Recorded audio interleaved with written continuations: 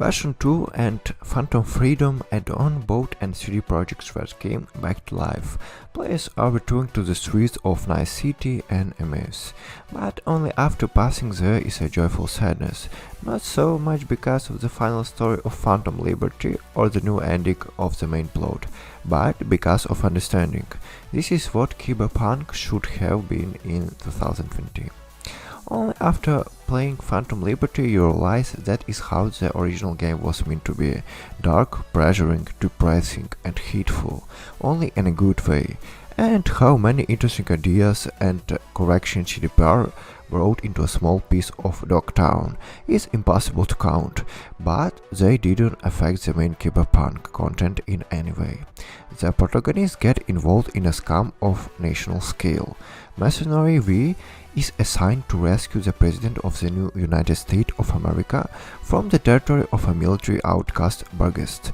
The reward is wealthy: the extraction of biochip Arasaki with the mind of a Johnny Silverland and coup for the brain, and help mercenary Solomon Reed, played by Iris Elba, and Somi Soika-son, but only their story is more of tragedy, not a spy action movie. Phantom Freedom, no matter how the player finish it, marks up the soul that pity description honestly doesn't belong to me. Everywhere you look, nothing good awaits a hero, even under the most adventure of circumstances. The world designer and writers are great. They brought the very depression from the Michael Pondsmith world in the game. It's no longer a colorful neo-knife city, but decay and decay. Dogtown is a natural dumping ground of people's lives and the former greatness of the Pacifica neighborhood. Houses waste amount at the ground, abandoned mega towers with abandoned apartments, people living in shipping containers on the sidelines. This flavor makes you feel uncomfortable. Sometimes I hate to force myself to log into the game to continue the walkthrough. You don't want to go back to a new neighborhood in a good way. And also the story of Phantom Freedom is better to start before the point of to return the main plot, despite the developer's statements about start the project again to better understand the new pumping and see the update mechanics. And by no means pass Phantom Liberty after the first of the main campaign, as you can go through it. We will write to go friends, and their help will come in handy when completing additional quests. It's pity only by the text through the main character's phone, but even such communication can make you smile or feel sad. Solomon Reed, Soika, Alex, President Myers, Kurt Hansel, all without exception, new characters turns out to be deep right down to the small detail, with their own characters, stories, skeletons in the closet. This is the level of a good spy movie, when for a short period of time you are revealed on the pros and cons of the character, his experience and principles. It would like to elaborate for each of them, but alas, they would have to go into the territory of spoilers, and I wouldn't want to do that. I would like to separately note the action of Keanu Reeves and the developing Johnny Silverland in his performance. Towards the end of the original game, the character changed depending on his relationship with V, and here we are revealed new page of the past, his service in his army, desertion, dissolvement with ideas and politics, becoming a cyberpunk, and a new ending brings us even closer to this character and makes us believe that Johnny is as much a protagonist of the story as the mercenary V. The ending of Primal Freedom is very different. Having chosen as it seems the right way, you can be disappointed, because the player is shown in 3 or 4 skins, given in a more moral choice and the additional ends. Well, except that Johnny will call 5 Legion of Nice City in consolation, where the wrong way will mean an additional 2-3 hours of passage, a horror segment a la Alien Isolation, and much more moral choices. Cyberpunk cannot end on a happy note, otherwise it is a note. The writers of Cyberpunk deserve a round of applause. They wrote a great story adventure in a beautiful and in the same time digestive world. The side activities on the other hand were a problem. They were tolerate activities typical of open worlds: fetch, go, deliver the life to hell out of the way, chewing gum to stay in the world longer with no protections to anyone more. Phantom Freedom, on the other hand, brings an update with perspective on what this question might have been. As the original game becomes hard to take, fixed tasks which 90% of the time you could ignore the night city in a dark town as a guest doing. The plot good will give opportunities to do this. Now and then you will get to wait a day or two for call from Reed or Soika.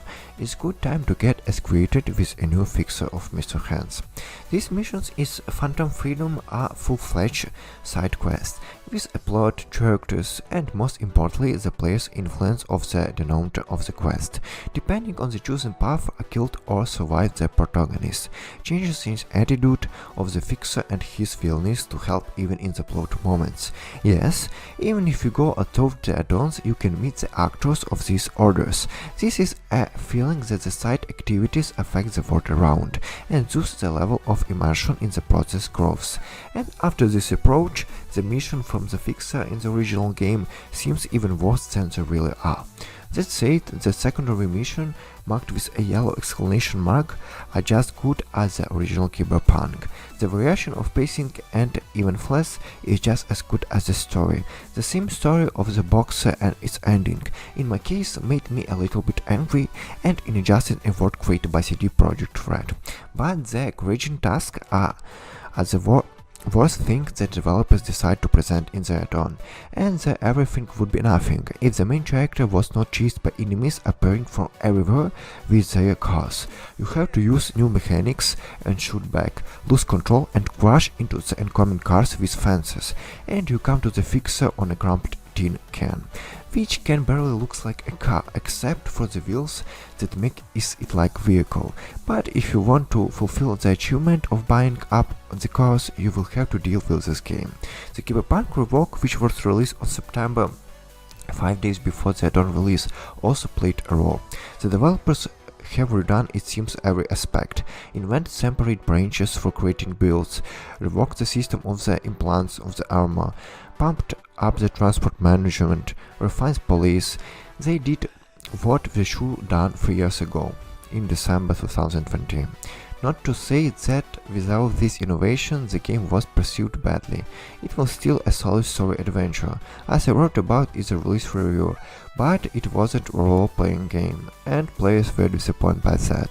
Even so, for developers claimed before release that it was not open world action game, but now picky role players will be satisfied. The progression obligates to delve into the working of each skill to build a hero for the current role-playing venturing. Keeper Ninja with a revolver, strong man-machine, genre technican, were to no invisible opportunities to play this, or the role here is pumping. Having tried two different hypotheses, Cyber Ninja returned and Cowboy Cyber Psychopath with implants, I can say that the gameplay differs dramatically. And although this in instant as I already mentioned above, the implants have been redesigned. The essence remains the same. We can place implants in different parts of the body to improve the body's abilities or give him a weapons, but the number of implants is limited by the character's progression. This is a threshold that cannot be crossed until you unlock the inner potential in the tech branch. But once unlocked, the possibilities increase. There's a window to intake more ROM. One problem: for every unit over the threshold, the hero life point are taken away, and in combat with a specific change is going into a cyberphysiosis. The armor system, which is now tied to implants too, allows you to play as a stylish hero. No more plasticos and heads in for plus to armor. This is affected by skeletal and skin implants, and the more armor a hero has, the slower to his get killed. No, of course, body armor and helmets still give a measurably 20-25 units of armor, but these 40-50 points will not make any better for accessibility. And gathering all this factor, we get an ultimatum. Almost close the tabletop version. Character builder is finally becomes hard to play. Enemies turn into sponge for bullets, and this cannot be because the game now has auto adjustment of enemy level for the character, and it become not fun. Recognize the pumping and implants as well as the weapon used. Briefly about the technical part, a lot of small bugs have not gone away. The word and light overloads overleaving the inventory, collision of items and characters sometimes make you laugh. The technical state is not on the top. On consoles the game can crash. On PC and Nocturne there are sucks even on powerful video cards. All this is true for a game in version 2.0 without patch 2.1 released on October 5. Thank you for watching.